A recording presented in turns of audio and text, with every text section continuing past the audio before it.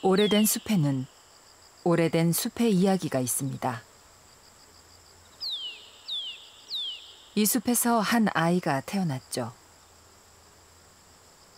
전하는 이야기에 따르면 아이는 박처럼 생긴 알에서 태어나 박혁거세라 했습니다.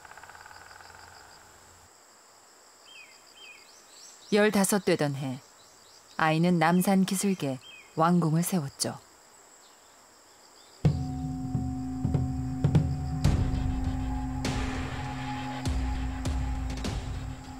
그렇게 시작된 신라의 역사.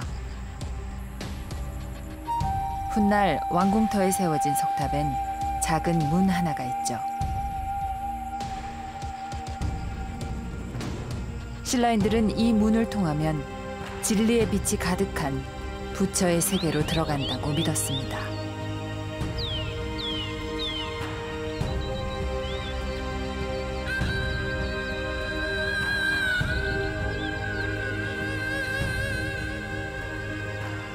천년 왕국, 신라인들이 꿈꿨던 세계는 어떤 모습이었으며 또 오래된 이 숲에선 어떤 일들이 벌어졌던 것일까요?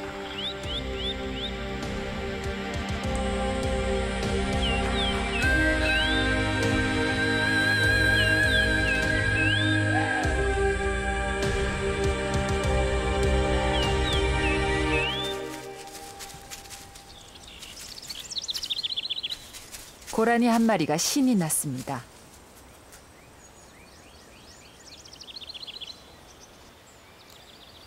마음껏 뛰놀 수 있는 숲이 있고 푸른 먹잇감이 있기 때문이죠. 이 고라니에게 행복이란 어떤 의미일까요? 신라의 새벽을 열었던 원효는 간밤에 마신 물이 해골물이었음을 알고 깨달음에 이르죠. 모든 것은 마음에 달렸다.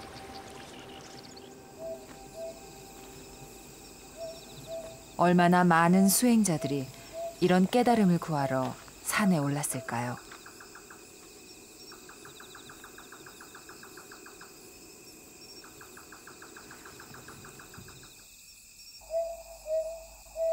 지금 이 솔부엉이에게 짝을 찾는 것이 염원이듯 우리 모두는 염원을 갖고 삽니다.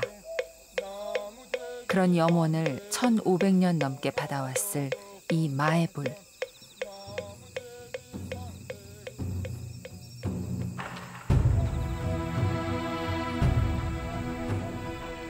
남산에만 이런 돌부처와 돌탑이 200기가 넘습니다.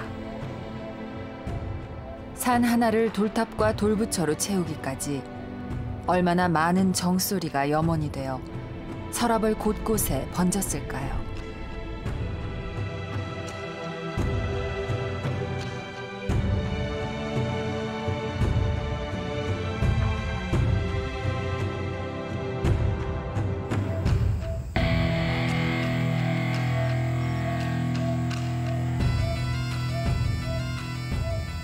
매월 땅 김시습이 머물며 금오신화를 썼다는 용장사.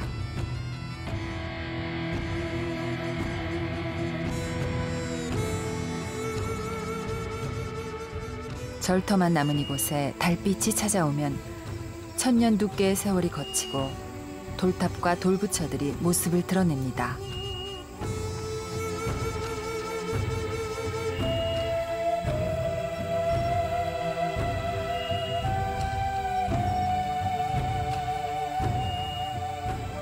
여기 한 고승과 부처에 관한 이야기.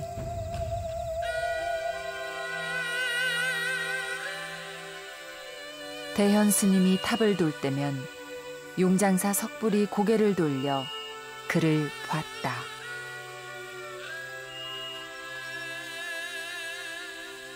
그러나 얼굴을 잃어버린 부처.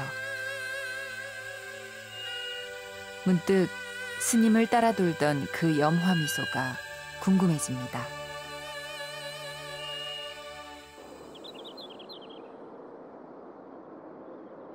천년고도 경주는 지난 2000년 경주 역사 유적지구란 이름으로 세계문화유산에 등록됐습니다. 야트막한 남산은 염주알 꿰듯 돌부처와 돌탑이 많아 가히 지붕 없는 박물관이라 할 수 있죠.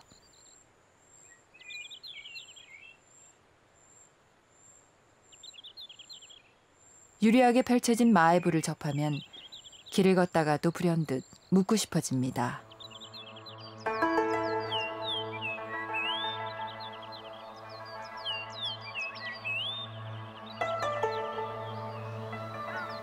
무슨 생각을 그리도 골똘히 하시나요?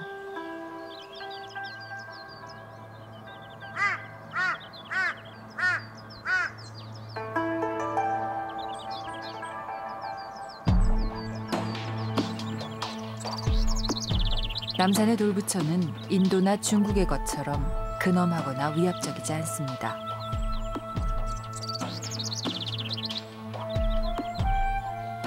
투박하면서도 지극히 인자하죠.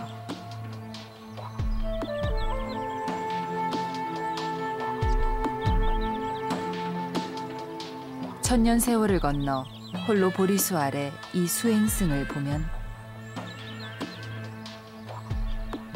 우리는 절로 신라의 시간 속으로 들어갑니다.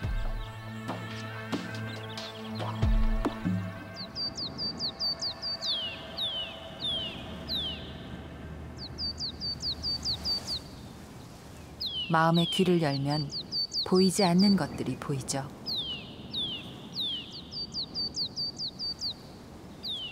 예진 스님에게 숲은 이야기들로 무성한 또 다른 우주입니다.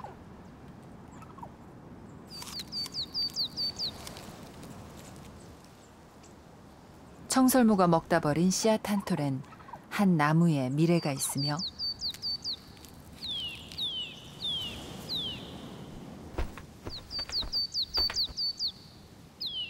솔부엉이와 어치가 영역을 두고 다투는 건 빌경 새끼를 낳아 후세를 잇겠다는 모성 때문입니다. 저는 이제 그런 걸 느낄 수 있죠. 같지 않습니다. 늘 같지 않으면서 화려하지 않지만 은은한 계절 그리고 한결같은 그런 어떤 계절의 느낌. 그러면서도 오래 있어 봐야 느끼는 그런 계절의 변화가 있어요. 이 자연도 함께 이 남산과 오래 있어 보니까 그 계절의 변화를 저는 느낄 수 있죠.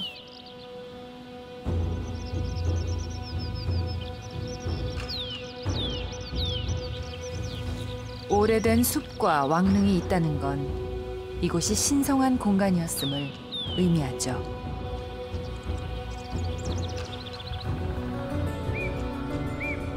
아득한 옛날, 선조들은 바위에 신령이 있다고 생각했습니다.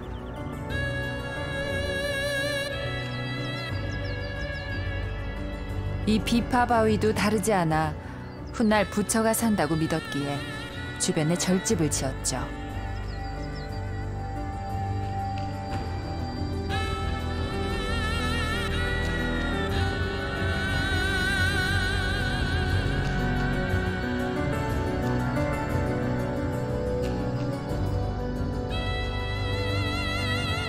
사람들은 바위를 깎아 그 속에 들어있는 부처를 찾아냈습니다. 그래서 마애불은 들판의 부처요, 산의 부처가 된 것이죠. 인간과 믿음이 자연의 무대에서 만난 인연.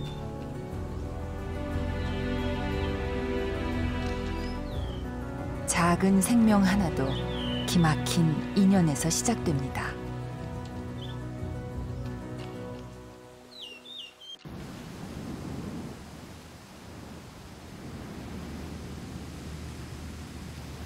매년 4월, 남산엔 꽃가루가 가득해집니다. 소나무 숲꽃에 매달려 있던 꽃가루가 암꽃을 만나 씨가 될 확률은 수억 분의 1.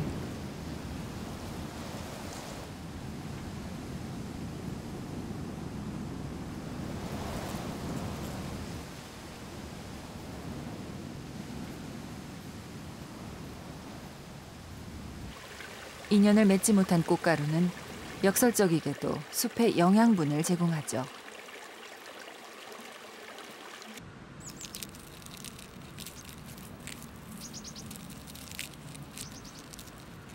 그러나 자연엔 그냥 버려지는 게 없죠.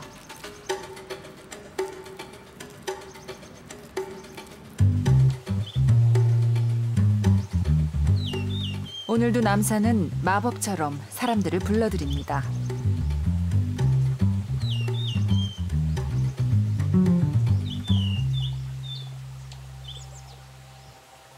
사람들 눈 닿는 곳곳엔 돌부처가 있죠.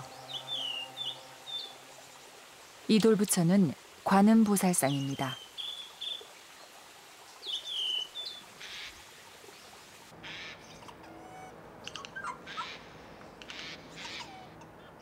관음상은 세상 만물의 소리를 듣고 보는 부처여서 보는 것만으로도 염원이 이루어진다는 부처죠.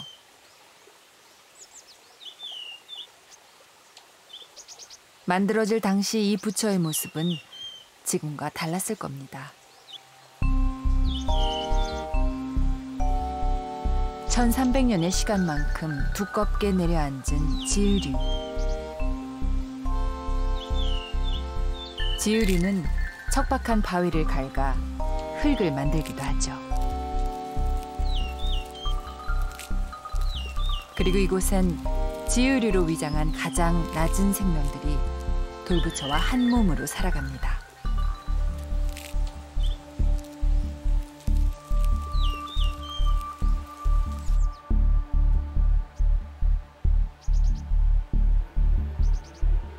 오래된 돌부처 아래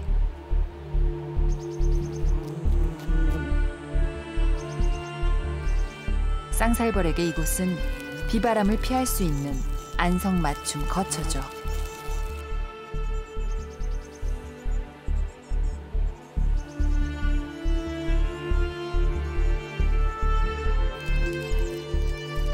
알에서 깨어난 애벌레는 이제 누구의 도움도 없이 스스로 집의 입구를 막아 은거에 들어가죠.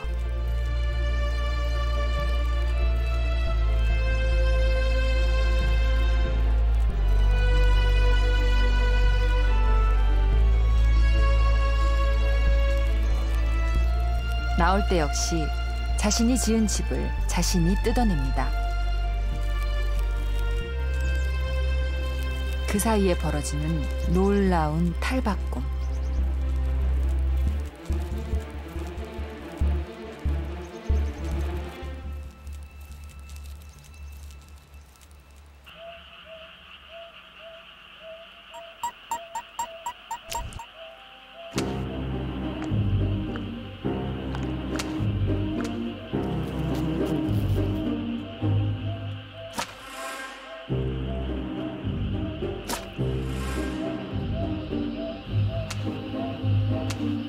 자연이 부여한 힘은 상대적입니다. 늘 강자와 약자의 위치가 수레바퀴처럼 돌아가죠.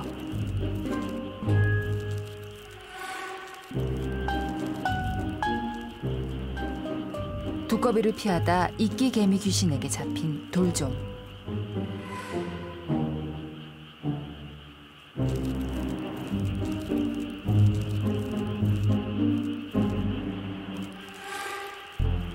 나방 애벌레도 같은 운명을 맞습니다.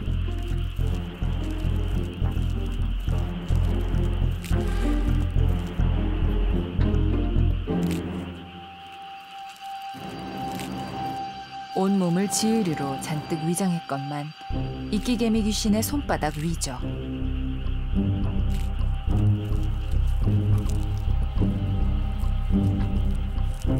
이 사냥감 하나를 구하려고 이끼개미 귀신은 몇 날 며칠 인내를 갖고 기다려왔습니다.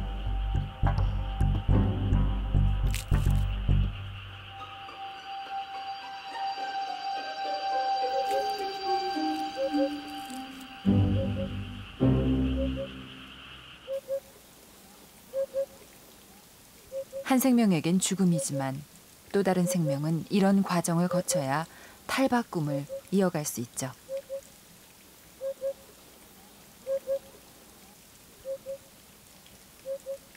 이런 삼라만상 속에서 깎이고 깎여 조금씩 자연을 닮아왔을 관음보살상.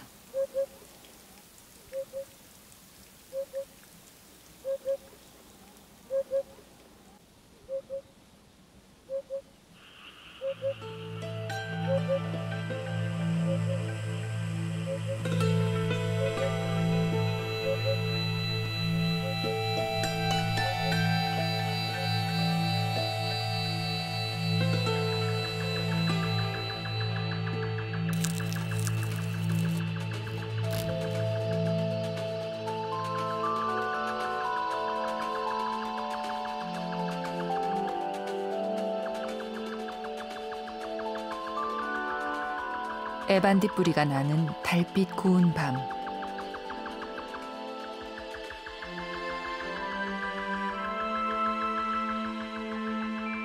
돌부처의 숲 한쪽에서 숲의 일원이 되기 위한 경쟁이 시작됩니다.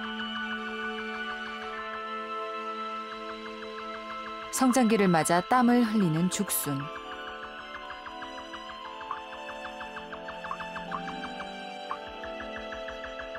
이는 양분만을 흡수하고 물을 버리기 때문이죠.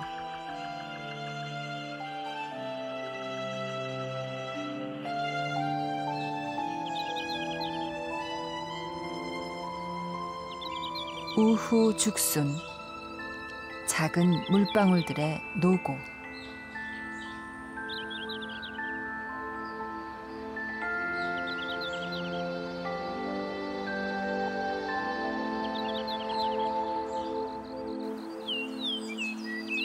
이 한 방울의 물은 바람을 만나지 못하면 안개가 됩니다.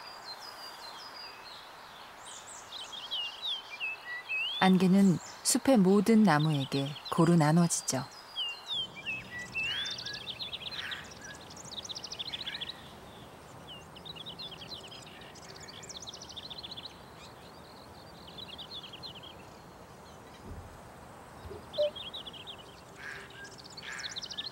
지난밤 반딧불이 논일던 곳. 남산에서 가장 오래된 이 불상은 마치 밭 매던 할머니가 방금 돌아온 듯 인자하여 할매부처라 부르죠.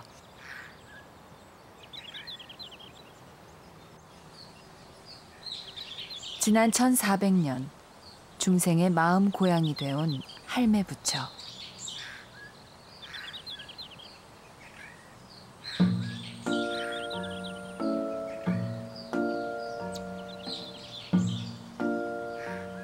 할매부처는 오늘도 손자 손녀를 부르듯 주변에 사는 무짐승들을 품에 불러들여 자신이 가진 것을 내놓습니다.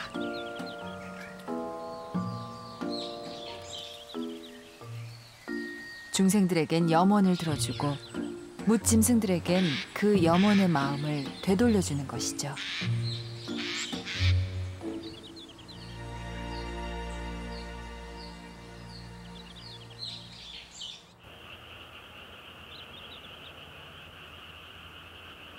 날이 저물고 누군가 켜놓은 촛불 하나와 마주한 할매부처.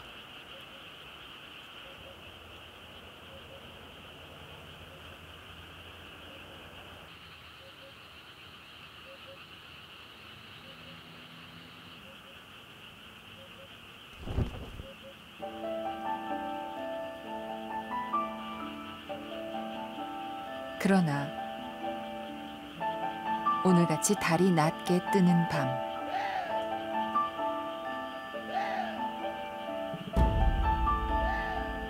여기 우리가 두고 온 아득한 꿈의 기억이 있습니다.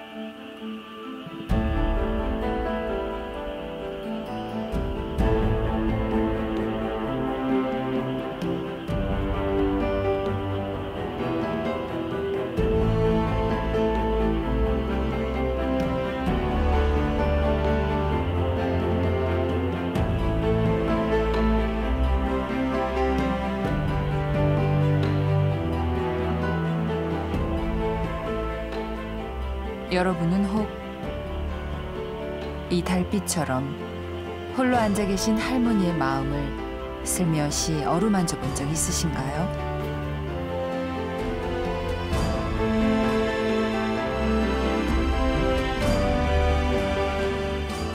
어쩌면 석공은 돌 속에 들어있는 이 할매 부처를 만나고자 매번 달빛을 지고 올라와 돌을 쪼았겠죠.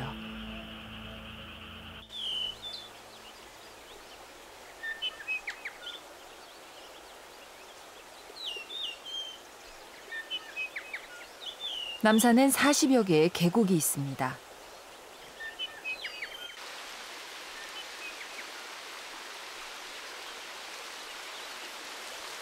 산은 낮지만 100m만 걸어 들어가면 깊은 계곡을 만날 수 있는 곳.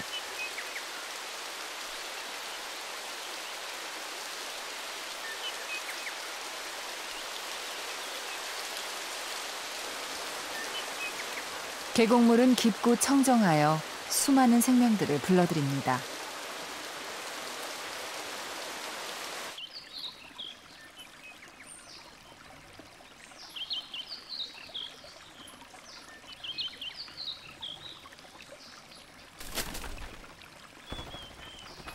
물은 이끼를 자라게 하고 이끼는 새의 둥지가 되죠.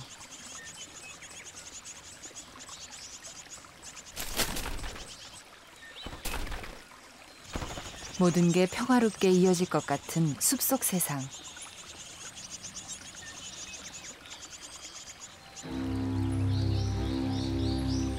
그러나 이곳에도 삶과 죽음이 하루에 몇 번씩 교차합니다. 어미의 위험 신호에 본능적으로 몸을 숨기는 새끼들.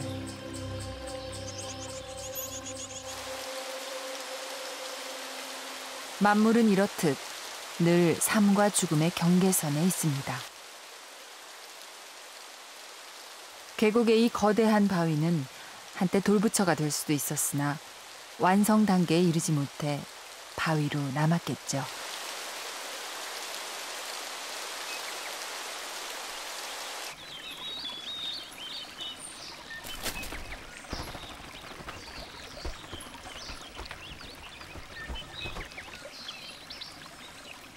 유리새는 이제 둥지를 벗어나야 합니다.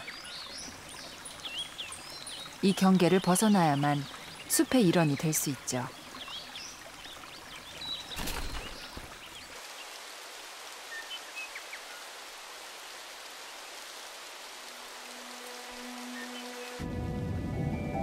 한순간도 안심할 수 없는 생명들이 함께 어울려 숲을 이룬다는 게 얼마나 아름다운 기적인가요?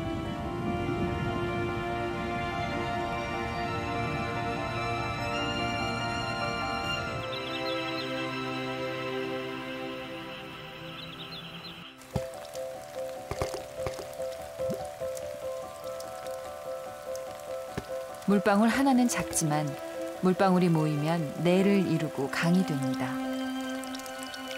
물방울 하나의 시작이 없으면 강이 될 수 없듯이 생명도 마찬가지죠.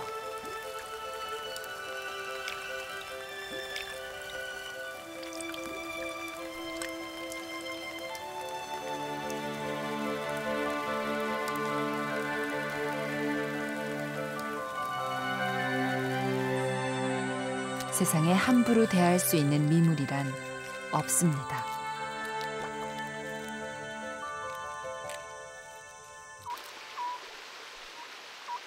경계를 넘는다는 건 어떤 의미일까요? 물속에 또 다른 이야기가 있습니다.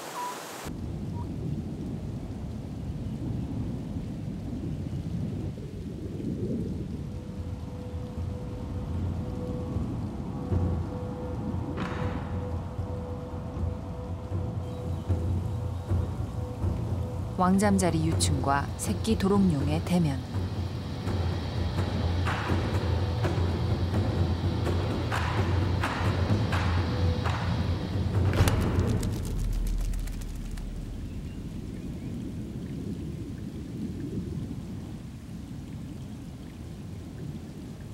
이것이 자연의 경계이자 자연의 순환이죠.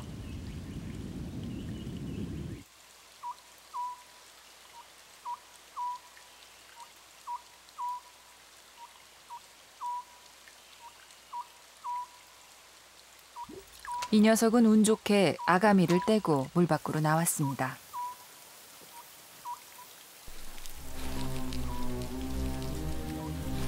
그러나 이곳은 쇠살모사의 땅. 새끼도롱뇽은 즉시 움직임을 멈춥니다.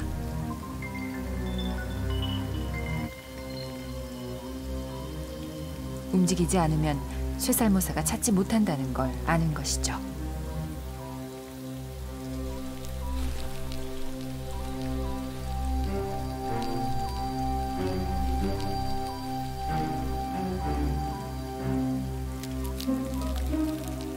이처럼 자연은 모든 생명에게 생존할 수 있는 본능을 부여했습니다.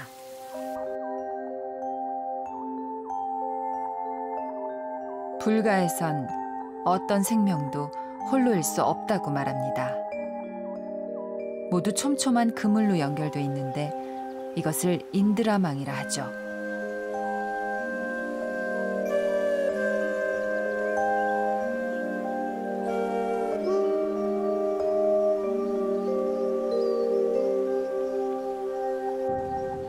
불가에선 또 말합니다. 화엄의 세계에선 모든 것에 높낮이가 없다.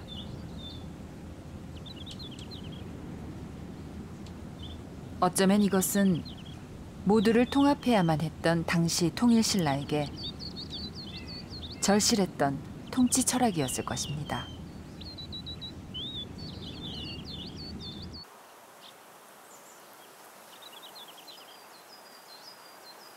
야행성인 솔봉이 수컷이 한낮인데도 잠들지 못합니다.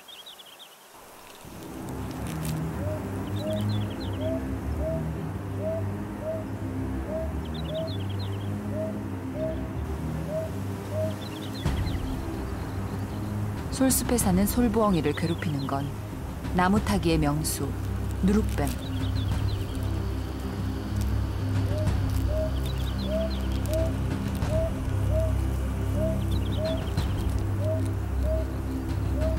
후각이 발달한 누룩뱀은 높은 둥지에 있는 알이나 새끼도 쉽게 찾아내죠.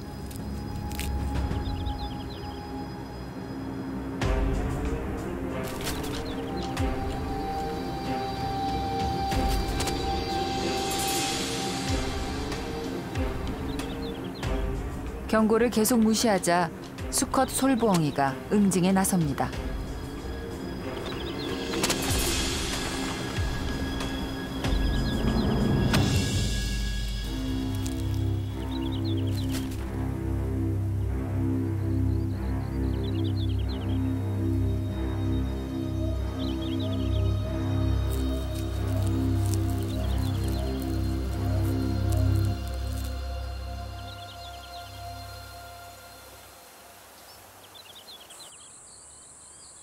그러나 이 숲에서 낮의 지배자는 새호리기.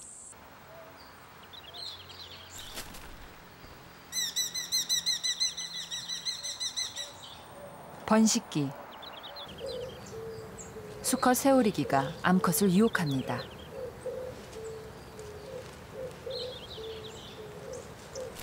피해버리는 암컷. 수컷은 구애하기 전 사냥 실력을 증명했어야 됐죠.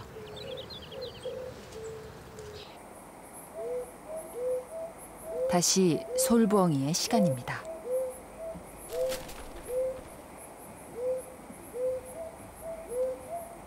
솔부엉이가 불빛 근처에 둥지를 튼 건 먹잇감인 나방을 손쉽게 잡으려는 의도죠.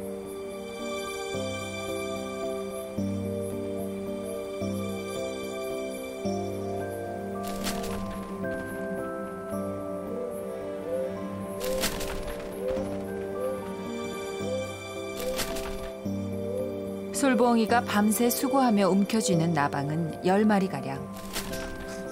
도대체 몇 마리를 더 잡아야 새끼들이 둥지를 떠날 수 있을까요?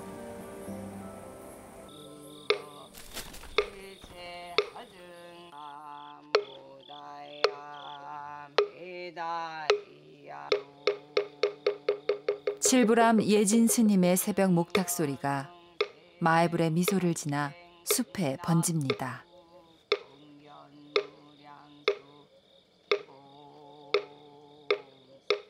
주변을 깨끗이 하고 세상의 모든 생명을 깨우는 신성한 의식 도량석.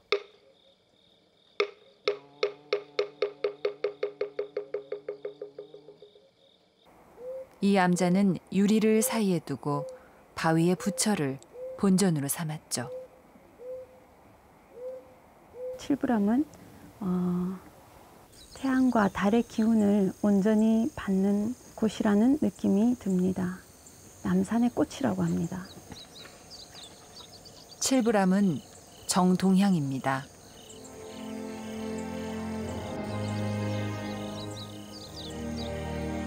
태양은 매일 떠오를 때마다 동해의 문무왕릉을 지나고 토암산을 거쳐 이곳 칠부람 마애불에 도착하죠.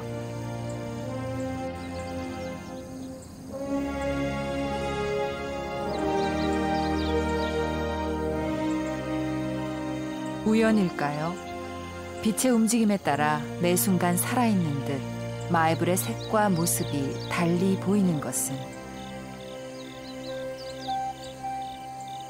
이것이야말로 신라의 석공들.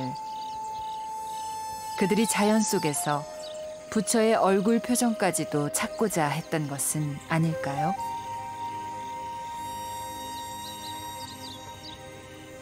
어느 보름 날이었어요. 달이 너무 아름다워서 몇 시간을 쳐다보고 있었어요. 그 산들이 약간 그 겨울에 서리가 얼은 그 모습에 달에 의해서 빛이 날 때 마치 달 가루를 한 줌 들고 온 산천을 뿌려놓은 듯한 그런 느낌이었어요. 그래서 시에 부서지는 달빛, 부서지는 달빛이라고 보기만 봤는데 이것이 바로 부서지는 달빛이구나.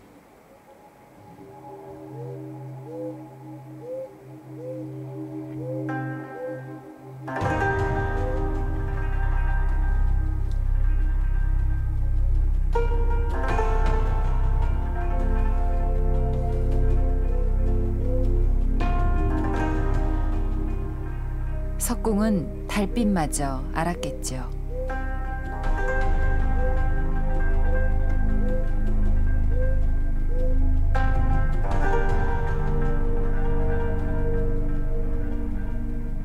달빛이 바위 곳곳에 숨어 있는 불상 하나하나까지 다 찾아내리라는 것을.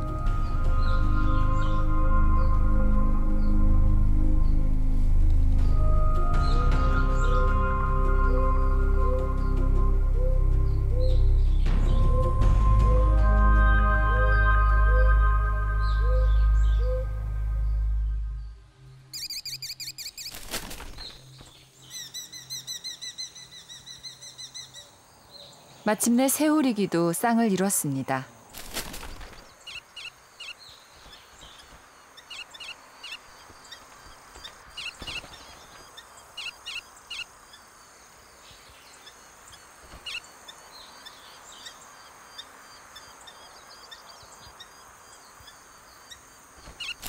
하루에도 너댓 번씩 짝짓기를 하는가 싶더니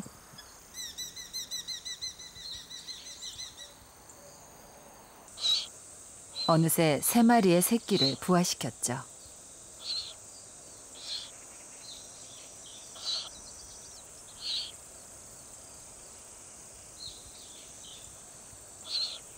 여름철새인 새우리기는 매년 6월이면 이곳을 찾아 새끼를 키운 다음 10월에 남쪽으로 떠납니다.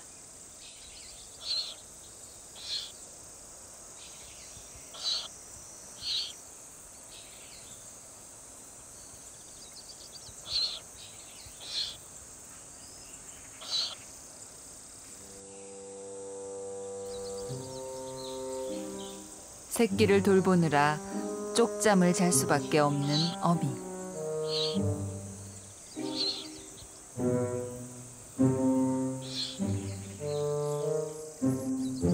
그 어떤 강자도 제 새끼를 품을 땐 두려움에 떱니다.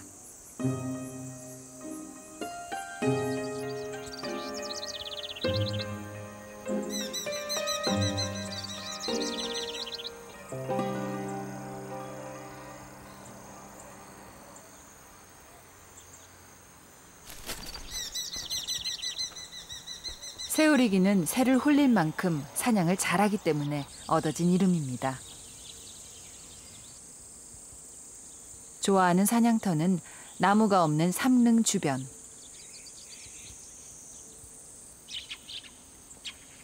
삼릉은 참새들이 종종 모래 목욕을 위해 찾아오는 곳이죠.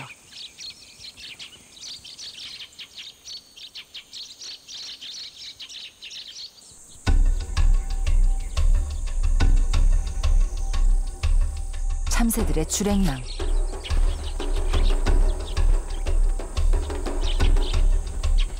그러나 어느 곳도 안전하지 않습니다.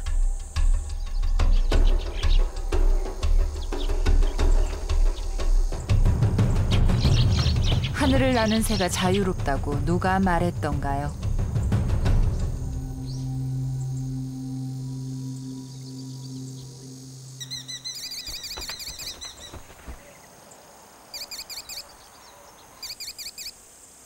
수컷 새우리기가 잡아온 참새를 암컷에게 건넵니다.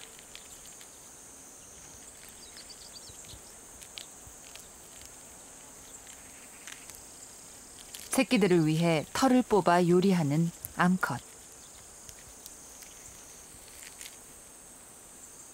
얼마나 많은 참새들이 새우리기의 새끼들과 자신의 생명을 맞바꿨을까요?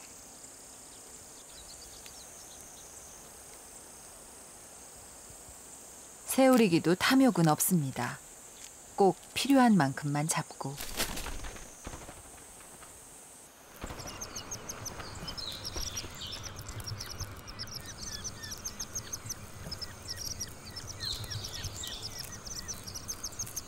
잡은 먹잇감은 새끼들에게 고루 분배해주죠. 그래야 동시에 둥지를 떠날 수 있기 때문입니다.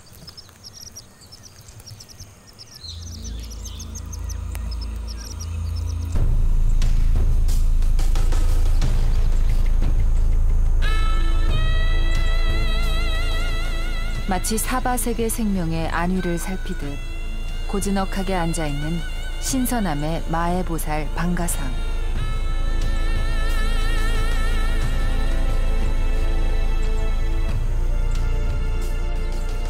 계절은 무르익어 들판의 색도 조금씩 변해갑니다.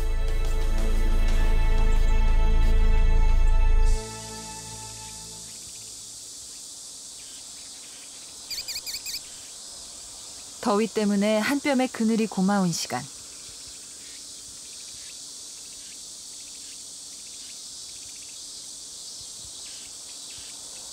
그러나 새끼들은 어느새 날 수 있도록 바늘깃도 생기고 부리도 하루가 다르게 단단해져 갑니다.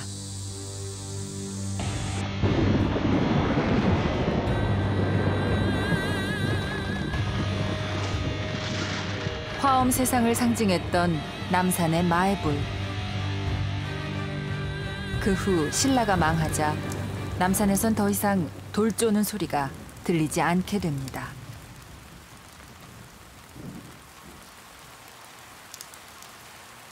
그러나 돌부처는 혼자가 아니었습니다. 사람이 아닌 수많은 다른 생명들이 찾아와 품에 안기기 시작했죠.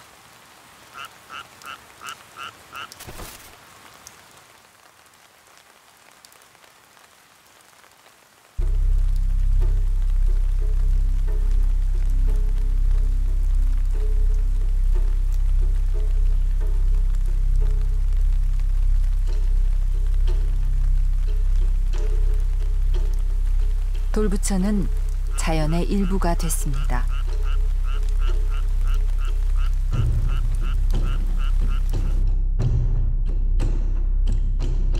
빈자리가 있으면 다른 것이 채워지고 삶이 있으면 소멸도 있는 법이죠.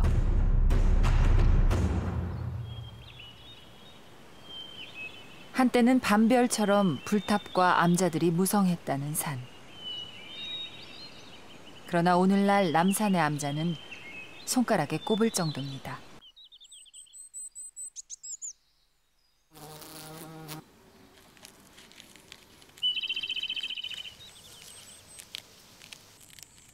하늘소는 알을 낳아야 하고 죽은 나무는 자신의 몸을 내놓죠.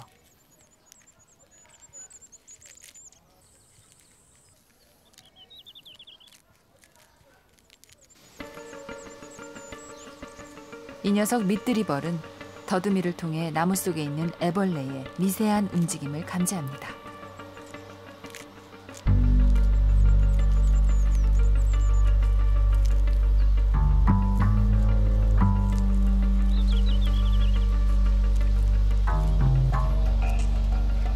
그리곤 침처럼 생긴 산란관을 꺼내 나무 속의 애벌레에게 꽂아놓죠.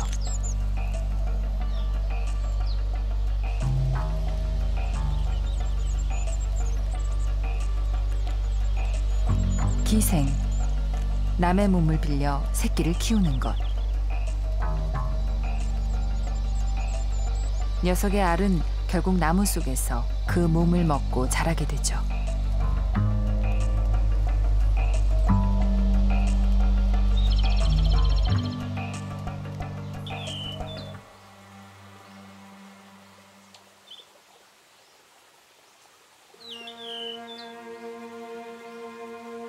삼라만상이 서로 연결돼 태어나고 죽고 후세 있기를 반복하는 오래된 돌부처의 숲.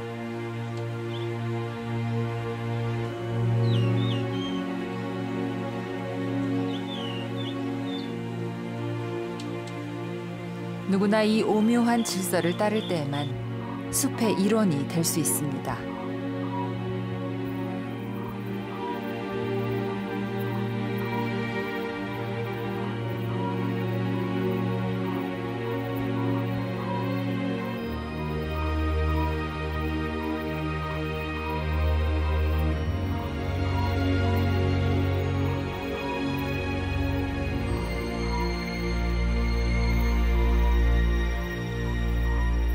달맞이꽃이 활짝 피는 시간이면 솔숲의 솔부엉이도 한창 움직여야 할 시간이죠.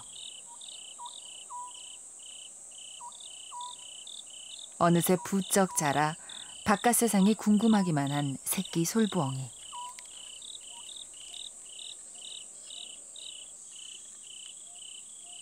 어미는 오늘도 사냥 중입니다.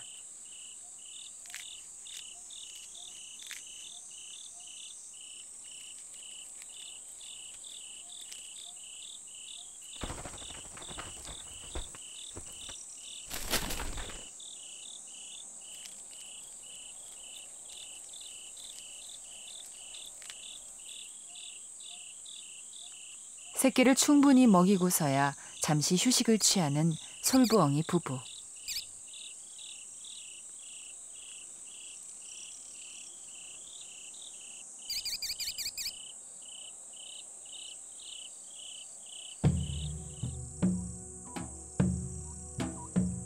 어쩌면 세상의 진리란 단순하고도 명료한 것인지 모릅니다.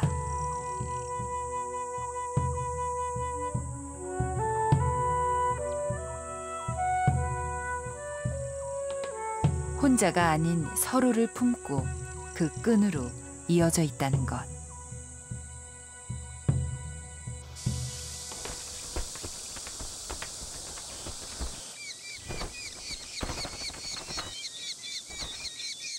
새끼 새우리기도 둥지를 떠날 때가 됐습니다.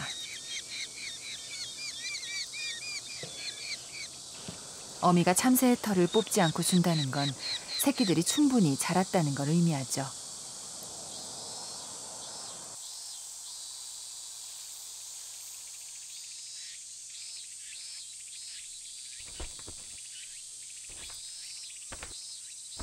둥지를 벗어난 막내의 첫 비행. 이렇게 새우리기 새끼 3마리는 무사히 숲의 일원이 됐습니다.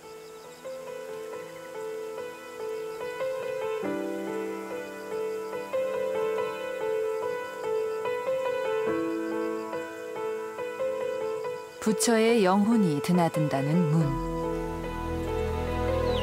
어쩌면 이 문을 통과하는 것은 자신을 가두고 있는 욕망의 경계를 넘는다는 의미일 것입니다.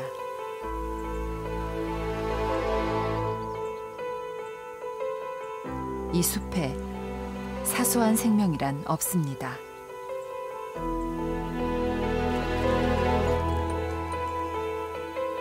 이 나비는 세상의 모든 식물 중 오로지 쥐방울 넝쿨에만 알을 낳죠.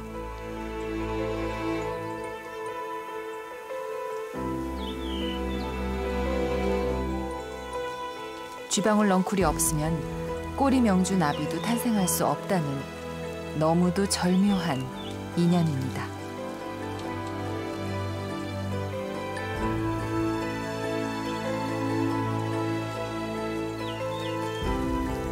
그리고 일주일. 이어지는 놀라운 탈바꿈.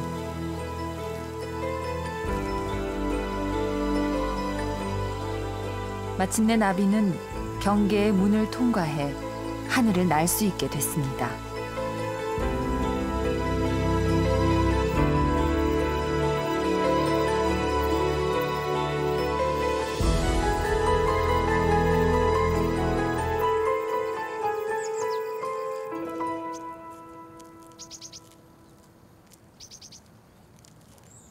여유롭기만 한 고라니. 이 고라니가 외롭지 않은 건 어울릴 수 있는 수많은 숲의 식구들이 있기 때문이죠.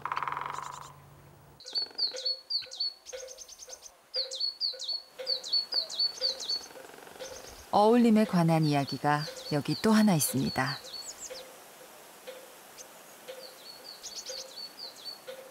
남산의 좌불상 중 가장 큰 마애불. 마애불이 품고 있는 또 하나의 암자, 상서남.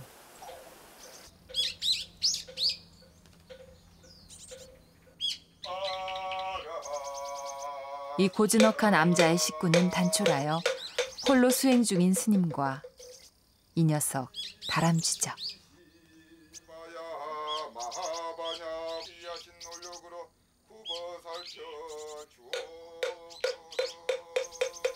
분명 부처님께 바칠 공양미건만 통년은 솜씨로 보나 무수한 이빨 자국으로 봐서 보통은 넘는 녀석입니다.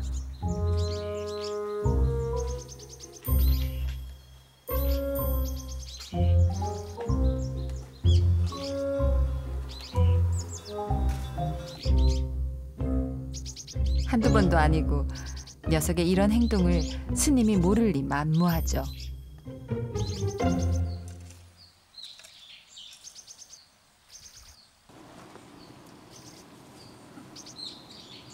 가진 것을 내놓았을 때 비로소 넉넉해진다는 것을 아는 스님.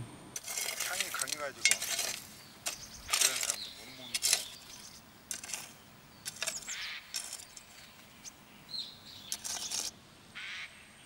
그래서 탐욕이 있는 것도 인간이고 무생명과 나눌 수 있는 것도 인간이라 했죠.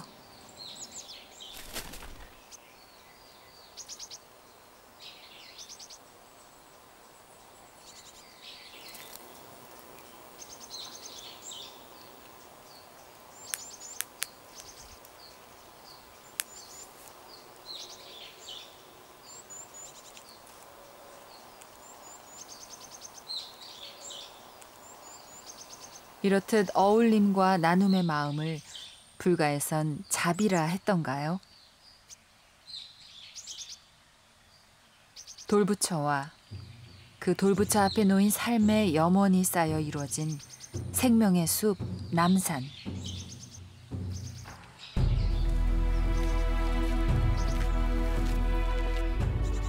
장엄한 느낌, 그리고 너무 아름다운 느낌, 말 없는 불상이지만 우리에게 어떤 가르침을 주는,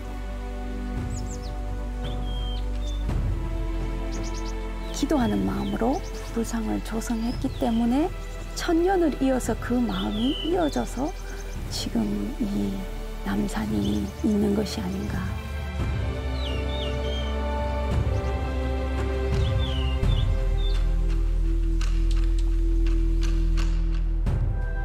이 대자연 앞에서 우리는 어쩌면 잠시 머물다 가는 여행자일 겁니다.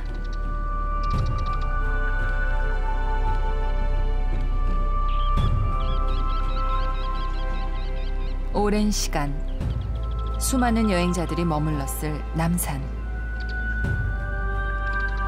돌부처의 숲 남산에 또 한 번의 순환이 시작됩니다.